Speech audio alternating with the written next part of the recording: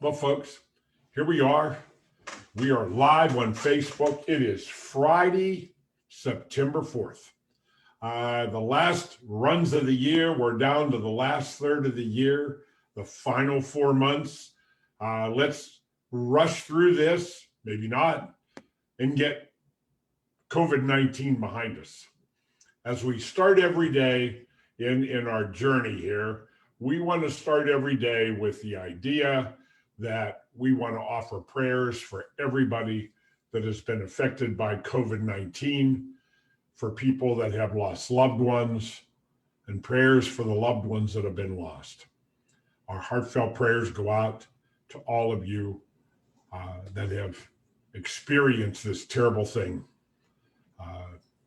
The information is confusing right now, it's conflicting. You don't know who to believe.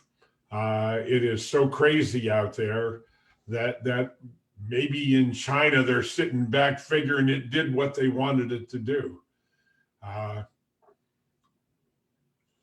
The dark side of this is somebody yesterday posted something that said, well, this is the dark side of the world's idea to reduce the population of the world, to take some of the pressure off the population growth. I don't know, that's crazy. But anyway, let's move on with positive things and talk about prosperity principles. We're going to finish up today with a couple last advanced principles that are here that I want to talk about. I want to talk about next week. We're going to get into next week. We're gonna sort of overview next week. We're going to talk about a lot of different things next week, but a few of the days next week, I'm actually going to bring up some math, some mathematics, and some presentations that talk about some of these ideas, because some of them are so blatantly against what the typical financial world has told us that well, how could that be? How could that be right? Because everybody else is saying this. And let me share with you, because next week we're going to get into it mathematically. We're going to talk about the 15-year and the 30-year mortgage. A lot of people are refinancing right now because these extremely low interest rates that are out there for mortgages. So you have to be careful when you're doing that. So that's going to be one of our first topics next week, is 15-year, 30-year mortgage. I'm also going to show a demonstration of the pay down strategy, which is one of the things we talked about. Pay down strategies are a big part of planning for the future. It is some of the concept used to postpone getting your Social Security until you reach 70 years old. So these strategies involve a lot of different things that we do with our money and planning. Today, I really want to get into talking about leverage. We talked about that yesterday. And the final 12th principle is uncertainty. Now, let me read you what my paper says about uncertainty. Just as moving out of comfortable areas of our life creates an opportunity to learn, obtaining assets with some level of uncertainty creates growth. Now, when I talk about that and we think about risk and uncertainty that goes along with it, I believe we have to step back and put it in proper perspective, because too many people are out there putting money in the stock market and doing all of these things and adding a tremendous amount of uncertainty to their life before they have the basics under control. And this is so important to understand, because I'll meet people, they have a 401k at work. They're putting all of they can into the 401k. Had a couple here night before last, and that was our discussion. And they were putting money into 401ks. And I said, well, how much cash do you have in savings? They looked at each other and they didn't have any money in savings. So we got about $4,000 in our checking account. I says, well, how long will that last? Their annual income was about $100,000 a year between the two of them. They both worked, young couple, been married a couple of years, no kids, making $100,000 a year between the two of them, and they don't have any savings. They're putting a large amount of money into a 403B and a 401k, him and her. And I asked them a couple of questions. I says, number one, all of the money you're putting in there, did you lose any of it in the last couple of months because of COVID and the drop of the stock market? Oh yeah, they had lost some money. Could you afford to lose money? Well, they didn't think they could. And debt, they had a truck payment, and they had about $35,000 in student loans, and the interest rate on both of those was over 5%. So here's a question, folks. Do you think that they should have been maximizing what they were putting into the 401k and the 403b, even beyond the match, because they were getting a match on a small amount, but they were putting more than the match into those accounts? Now think of what we talked about. You know, are taxes in the future going to be higher, the same, or lower than they are today? And if you're sitting there thinking, well, I'm going to be in a lower tax bracket, that means you're going to be broke, right? Is that your plan? Your plan is to be broke when you get there. Because if you go to usdebtclock.org, remember in the last 3 years, since January of 2017 till now, they've added $54 trillion onto the $101 trillion of unfunded liability that existed in 2017. And the liability, the debt of the federal government, I call it our credit card. It's the credit card that we as Americans have all signed off on and give the government carte blanche to use that credit card and run up debt. It has went from 21 or 22 trillion 3 years ago to over 26 trillion today. This year, they're going to add more debt than ever in history, all the way back to World War II, as a percentage of the GDP. So this is going to be a record-breaking year as far as adding debt. But I have yet to hear a politician talk seriously about how they're going to reverse the current program, the current play tactics. How are they going to stop adding debt every year? How much can they cut out of everything? How much can they tax everybody?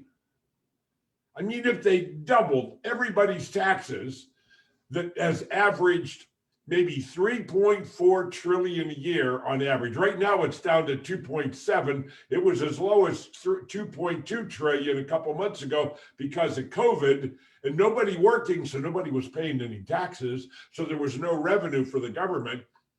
And they have now spent $6.9 trillion based on 2.7 trillion in current collections. I don't understand this. You know, we talk about politics and we talk about the swamp. We talk about the elite who have been there, like Biden for 40 some years, they had been in politics. Nancy Pelosi, Chuck Schumer, and all of them on both sides of the fence that have been there for 30, 40 years. They've made a career out of being in politics. In all of that, they have been irresponsible. They are not accountable for what they do, and they spend our money, not today's money. They spend our money for years into the future to buy votes. I'll let it go there. I don't want to get any deeper than that. I apologize if I offend you. I humbly apologize. It's not about politics, folks. It's about change that has to happen. The swamp has to be drained. Things in Washington have to change in an unbelievable way. before it's going to start looking like we're going to get out from under this huge rock that they have placed over top of us, and they keep adding weight onto it. Sooner or later, we will be absolutely crushed under the weight of this rock, and there will be no way out but massive revolution. Do you think that the demonstrations and the protests that's going on in the streets right now, and the violence and burning of buildings and burning businesses and looting, do you think that's bad today? Well, I'll tell you what, it could be a whole lot worse when this rock gets so heavy that we see no way of getting out from under it. You need to share my message today. Because when we're talking about the future, I'm talking about creating a way, some way to have some semblance of certainty in your future for retirement, and not getting into uncertain things until you have all the basics under control. What are the basics? Remember the 4 rules that I talked about. Number 1, saving an adequate amount of money. And it starts, folks, at 20% of your gross annual income. You have to learn to pay you first before you pay anything else. So 20% of your income has to be saved. And on top of that, I would say that no more than 5% goes towards a 401k, 403b, or any of those tax things, tax sheltered, tax deferred plans, and by no means more than the match. Because all you're doing is putting money away where you have no access to it. And you've already agreed with me that taxes are going to be higher in the future. And when you go to get this money in the future, it's going to be 100% taxable to you at whatever the tax rate the government deems is going to be necessary at that future date, with this huge mountainous rock on top of us of all the debt that the government has run up. So you have to plan differently. I don't know when this thing is going to crumble and cause all the problems in America. But with that in the back of my mind, we have to plan for our own financial security. Saving enough money. Number 2, accumulating accessible cash, capital that you can get at without fees or penalties, equal to 50% of your annual income. With that, you don't need credit card balances. You wouldn't have any consumer debt. Even if you had to buy an automobile, you could finance it yourself, but you have to learn how to pay yourself back. And the third principle here, the third goal, is no consumer debt. What is consumer debt? That is anything you purchase that you can't pay for in 30 days. It's a balance on your credit card that you carry forward, or something you buy that costs more than you can pay for out of 1 month's income, 1 month's cash flow, and you got to create a loan in some way to pay for it. And whatever it is you bought is going to be worthless someday. So it is not an investment. Your mortgage is not consumer debt, because you can always sell the property to get out from under that loan. You can always get another property and rent this one out. I mean, it has value. It is different than consumer debt. And the fourth principle is to reach the mastery level of thinking to where you are competent in utilizing these strategies and then teaching it to your children. My new book, The Family Money Farm, the CFO Project, is about multi-generational wealth that is lost by every family. As crazy as that sounds, you know, you've heard the saying, you die, but you can't take it with you when you die. You know, there was a story I heard one time, and there was a businessman. He was very, very wealthy. And when he lived toward the end, he kept saying, I'm going to take it with me. I'm going to be different than everybody else. I'm taking it with me.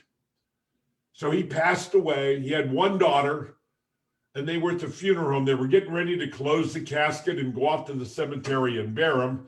And the daughter is standing there by the casket by herself, and she's bent over doing something. And the minister looked at her and walked over and said, Mary, Can I help you? What's the matter? She said, well, I'm just fulfilling Dad's last wish. He wanted to take all of his wealth with him, so I'm writing him a check to put into the casket. I hope you laughed at that and thought that was funny. But what you really take with you when you die is your economic human life value. It's what life insurance is all about.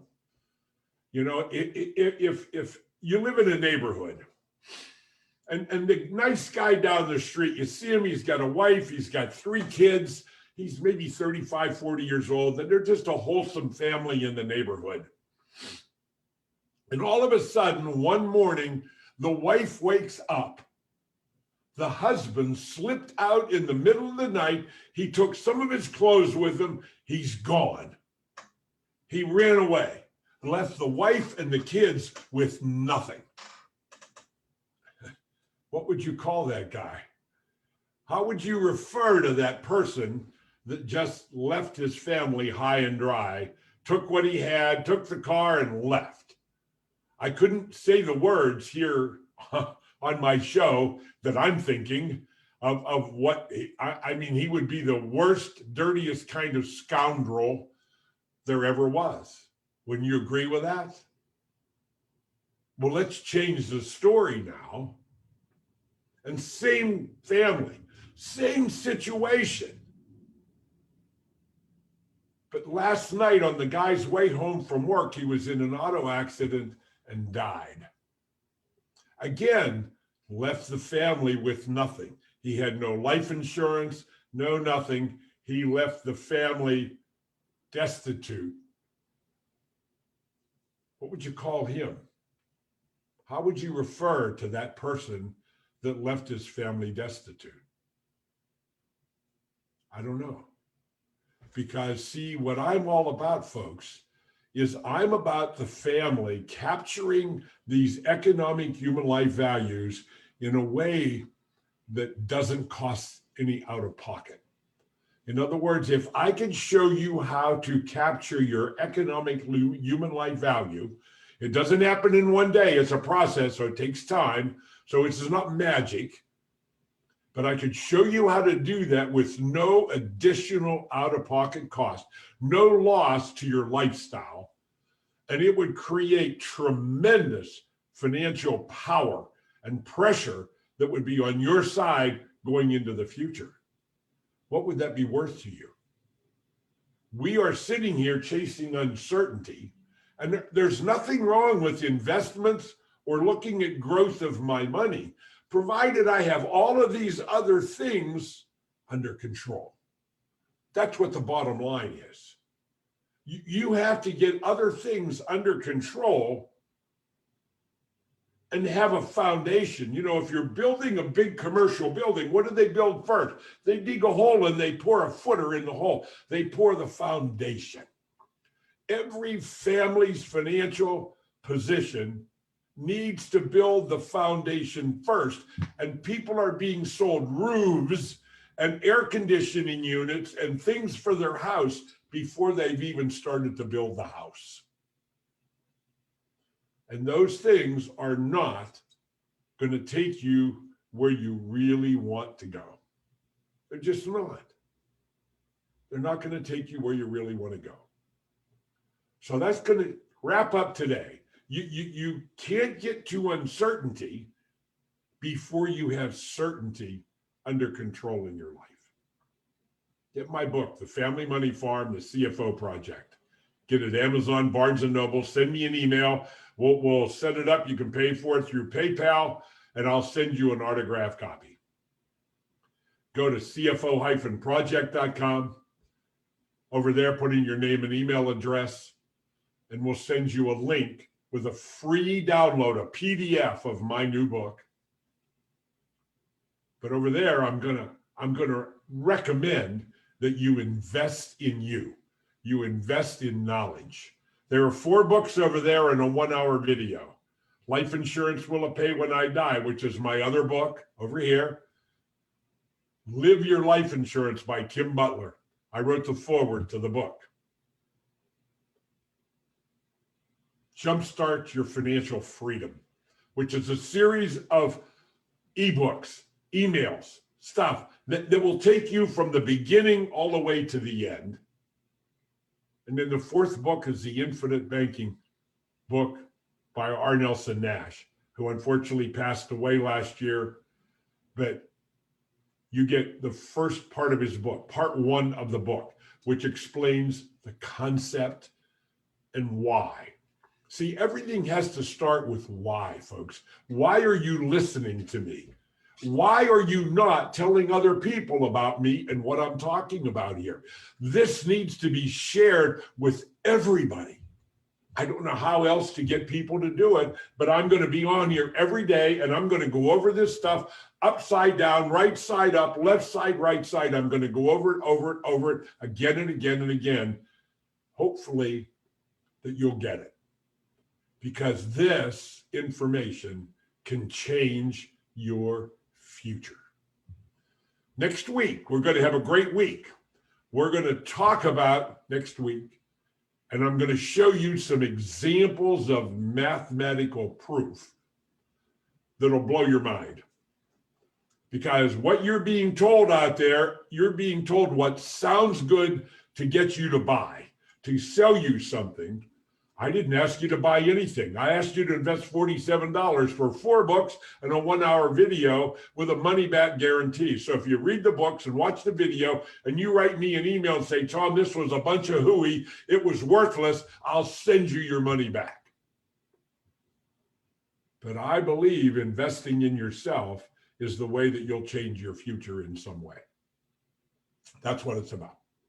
So remember, next week, we're going to get into some of the strategies. We're going to talk about 15-year mortgage, 30-year mortgage, but I'm going to show you the math. We're going to put it on the board. I'm going to show you by screen and show you why information is correct. And what they're telling you about a 15-year mortgage only benefits the bank. It doesn't benefit you. It gives them the money quicker to loan out to somebody else faster. That's really what the purpose is. They want more money. They want all your money. They want more ongoing. They want to keep it forever. They want to give back as little as possible. That's the mantra of the financial world. That is how they maximize their financial potential and their rate of return on the money that you've given them in perpetuity. But nobody's willing to show you how to do that but me. That is what I'm here to share with you and to teach you. So God bless. We'll see you on Monday. And I think that's today's 4, 5, 6. So that's the 7th of September. We'll see you then. God bless.